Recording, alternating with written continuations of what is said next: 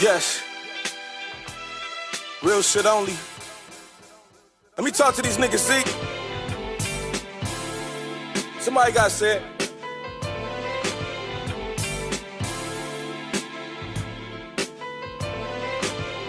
Shit. You niggas run the IG for inspiration, cause your immediate circle ain't good for shit but hating. Done. Yeah. You know? And he'll also call like, man, he called me a few weeks ago when we were in Minnesota. He was like, it just don't look right. You don't look right to me. He said, you don't look right to me when I'm watching. I'll tell you another thing he said. Danny, beat reporter from the Warriors, he did a story on Saginaw, but a story on me. Interview went up to East Lansing. And he said, man, Danny said you're doing great. He said, I also talked to Steve. I talked to some other people in your organization. I talked to Raymond Ritter. Everybody's ranting about how great you're doing. He said, I looked at y'all record. Y'all been low 500, but they telling me how great you doing. Something's wrong. He said, you doing great, but y'all losing. That don't really add up to me. I think they're saying you're being nice. I think they're saying you're not saying anything. You're letting things go. I said, Coach, I'm letting everything go. I don't need any problems. And he said this to Trav. He said, I'll caution Steve that Draymond not saying something is not great. Because sometimes us as coaches, we need someone to check us too. We ain't always right. He said, and that's why I would be cool with y'all checking me. But he had a saying, if you come in the kitchen, you better bring the goods. He's like, so I was always cool. He said, because we as coaches, we need that shock sometimes. And when you got a player that it come from, God bless you. He said, because that's even different. He said, and so I don't like it. And I need you to be you. You're a winner. And everybody's just saying you're doing great, but y'all losing. I know what that means. I don't know how much time you got left, but you got to be the guy that I know. He put the battery pack back in my back. Still to this day. He like, yeah, everybody's saying you're doing good, but I'd rather them be calling me telling you a problem and y'all winning. Right. Than them calling me saying you doing great and y'all losing. I know what that means. You done checked out. Yeah. Right. He said, you've checked out and you're not being Draymond. You're just letting things go. Right. I said, yeah, Coach. You're absolutely correct. Being Draymond almost cost me my livelihood last year. He said, I don't give a fuck. You know how to not do those things and go be Draymond, but you need to go be Draymond. Right. And that's our relationship. Like that's to this day, that's what it is. That's dope. That makes me, what you just said reminds me when I hear people say, oh, we just want them to calm down. We don't want them to, you know what I'm saying, don't argue with the refs or just relax. Like, man, I don't know if y'all know what y'all asking for. Y'all asking him to not be Draymond. Everything y'all know of him to be great now, there are ways to balance that. But at the same time, we want that energy. That energy that you bring to the court is what makes, we got 4 championships with that energy. Facts. You know what I'm saying? But people don't appreciate it. Appreciate it. Nah, they don't appreciate it. People don't appreciate it. And I also think that accountability coming from you, I think people accept it, right? Because I think you preach accountability. And so when you doing these things on the court, because you like a player coach, you know what I mean? You've been this way. Like, this is not NBA Draymond Green. This is high school. Absolutely. You know what I mean? Even as far as, you know how high school is, you get over 6'5", they might think they're putting you at the 5.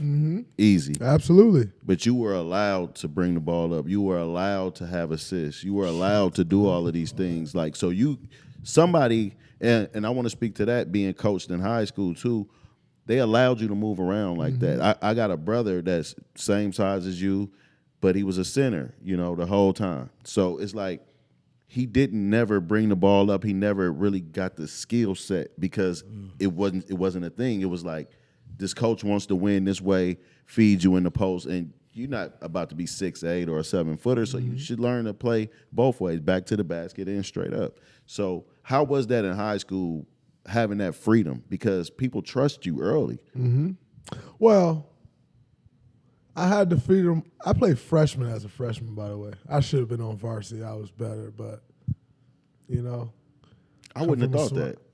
Yeah. I never scored less than 26 points in a game on freshman.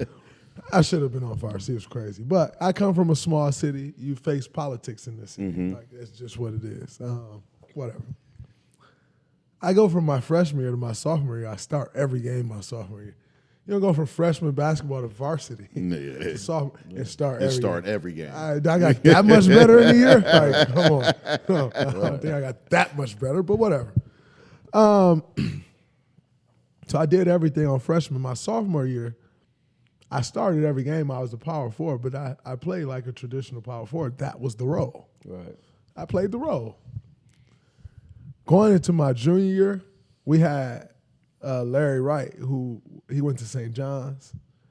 He was the top dog on our team. Going into my junior year, we had Big Josh Southern. But Big Josh Southern wasn't like giving you buckets, right? So here's the opportunity for me to like become the guy. And I come in the open gyms, like I'm doing what I do now. Like I'm rocking, I'm Diamond, I'm Tracy. You got the small defender on me, block work. Oh, y'all gonna put this slow dude on me coming to this perimeter. Pew! 3. Oh, you step back, Tracy, like and so going into my junior year now, I started to play my game, and I'm doing all of that, and my coach allowed it for sure. My coach was my AAU coach, my 6th and 7th grade year. My high school coach was my AAU coach. At the time, he was the JV high school coach, and he was our AAU team coach. So he knew how I could hoop. Like, I played like that in AAU. I played like that my whole life. I grew up playing point guard. And regardless, I always played point guard. We had a point guard. I was the point guard still. Right. I always played point guard my whole life. And defensively, I would play center because I was the biggest guy.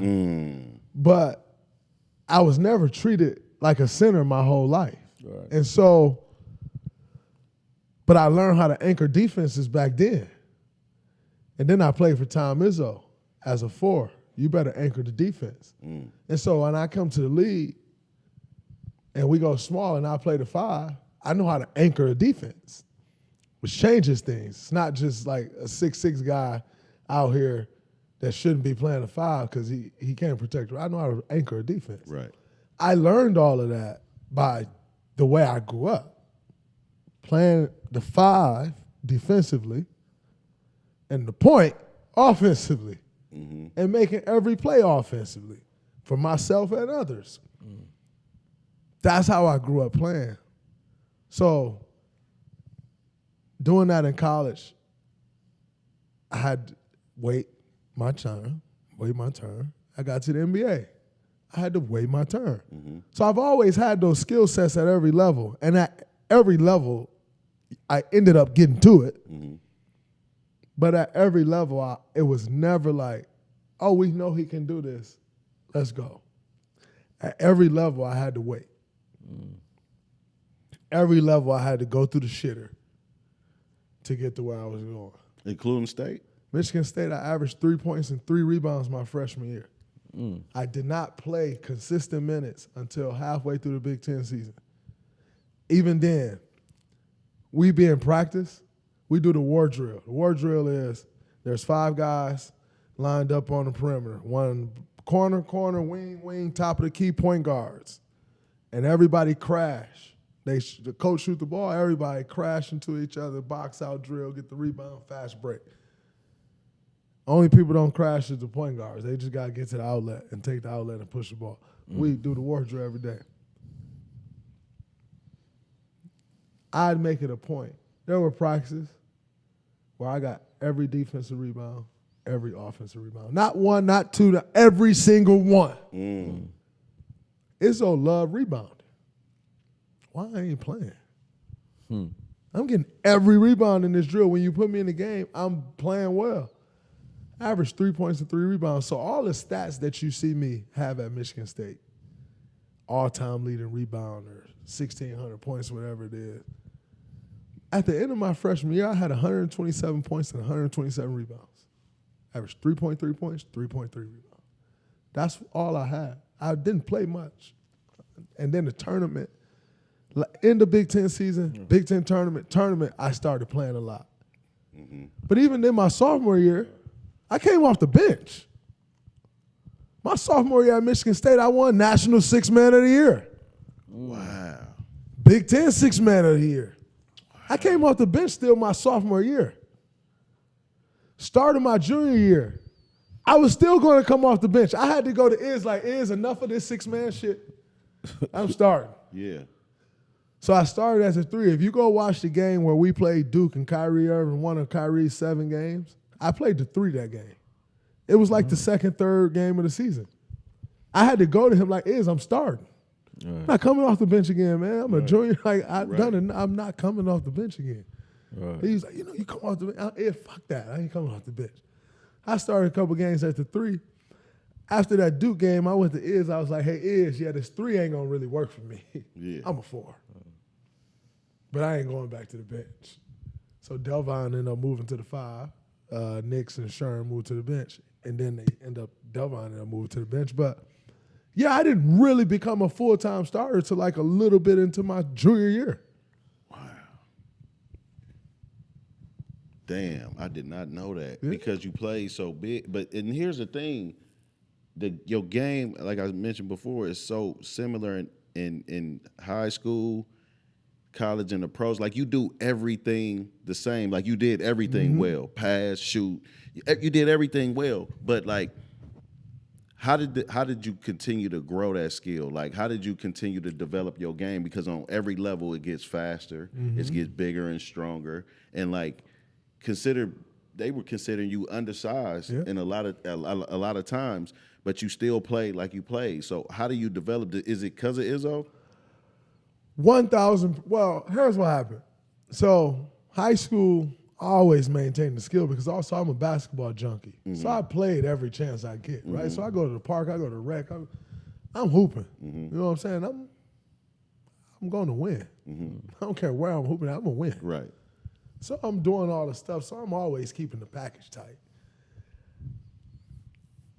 I get to high school, I get to the AAU team, to the family, my junior year, and Coach Speedy, he was like, hey, man, Shaq's my favorite player of all times. Steph Curry now. Shaq's number 2. Yeah. But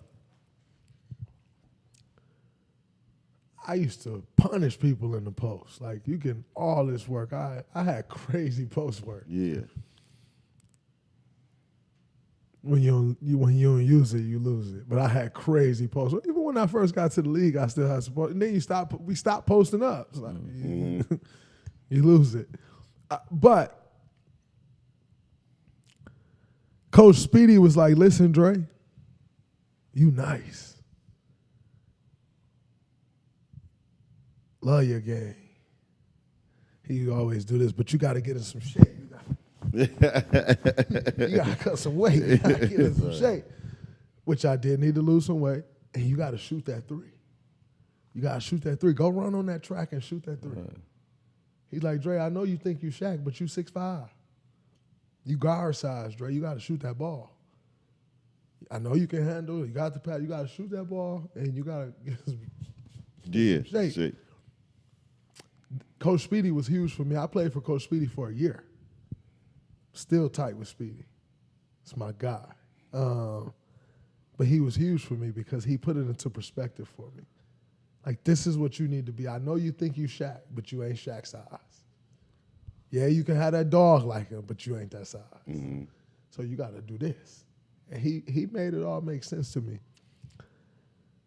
towards the end of my high school year, end of my high school career. Now, when you say having those skills, I sharpened the toolbox, Tom Izzo. Hey, man, you need to do this. You got to dribble the ball low. You dribble too high. You got to shoot that ball, Draymond. And more importantly than anything, he taught me how to work. And him teaching me how to work, it opened up everything. Because not only was I a dog, and not only was I smart, but now I had the work ethic to also, with the dog, with being smart, to outwork everybody. And Izzo taught me how to work. I didn't know how to work hard. I thought I knew how to work hard. I just loved playing basketball.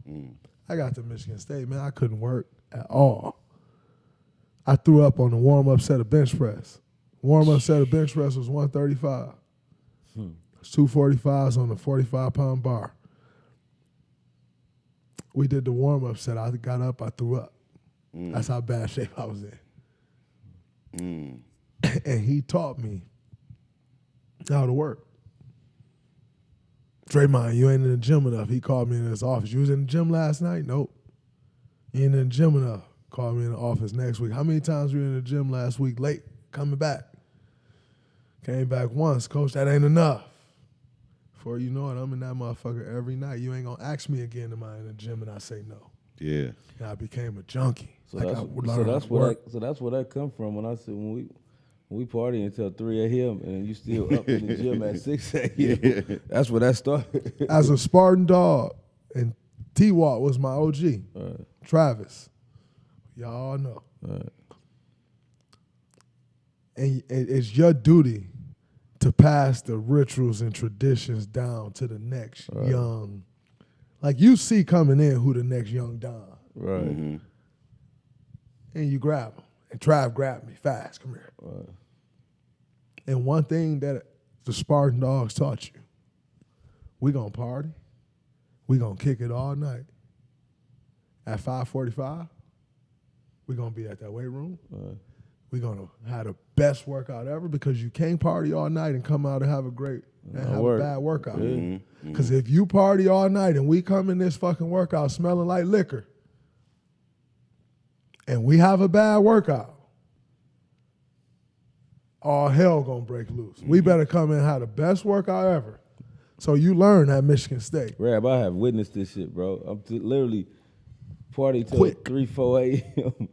And these niggas, and I look at my phone, I'm getting texts at 6:30. We in the gym working. They headed to the gym. Where you at, Bliss? We up. They working. You can't. How? I be like, how is this We in happening? Miami. We all in Miami kicking it. Kicking it. Big kicking it. 5 o'clock in the morning. Our gym slot at 7. Yeah. You better be there. And you better get the work done. You can't party all night and not go do the work. And not do the work. I'm still like that to this day. Rob, I've had some of my best games in the NBA. So hungover. No, straight up. Like, I don't really drink no more nowadays since I got older. I used to drink like a fish earlier in my career. Not really. I'll drink this man under the table. Like, this shit. Like, I used to really drink crazy. I remember one year, I want to say it was 2017. No, 2016 maybe. I can check the date. But we had games. December, we had game. Well, I started December 28th, obviously going into the new year. And within that time, we had a game on the 29th, game on the 30th, a game on the 2nd, and a game on the 4th. I drank like a madman from the night of the 28th till like the 5th. I had 4 triple-doubles in a row, 3 or 4 triple-doubles in a row. One year we played in Detroit at 1 p.m. I had 23. Right. We had 1 p.m. My bus was at 9:30. I was at my boy's house. We was drinking till 7-something in the morning. I had just got back to the hotel. We had a 1 o'clock game. I had 23 on them boys, no problem. We drank till 7. Damn. But you have to, because what you can't do is you cannot allow them to say you had a bad workout because you was drinking. Or it's all hell. So you get like, then that just becomes a part of you. You know what I'm saying? That's how your mind works. It's like, oh, I was out last night. Let's go. Let's go. Because if not, they can say I played bad because I was out. And that ain't why I played bad. I played bad because I played bad. But if I know I was out, there's an extra incentive, more motivation for me to go out there and play great. I learned that at Michigan State.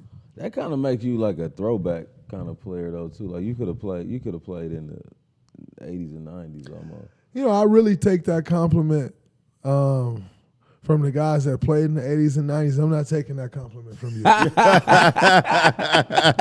of the OGs from the 80s and 90s be like, Dre, you could have played with us.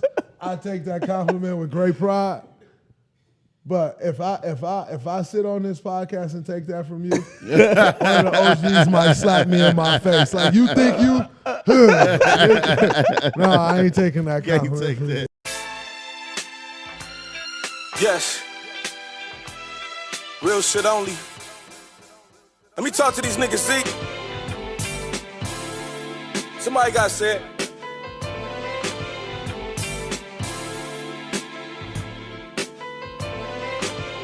Shit. You niggas run the IG for inspiration. Cause your immediate circle ain't good for shit but hating. How you hustling just to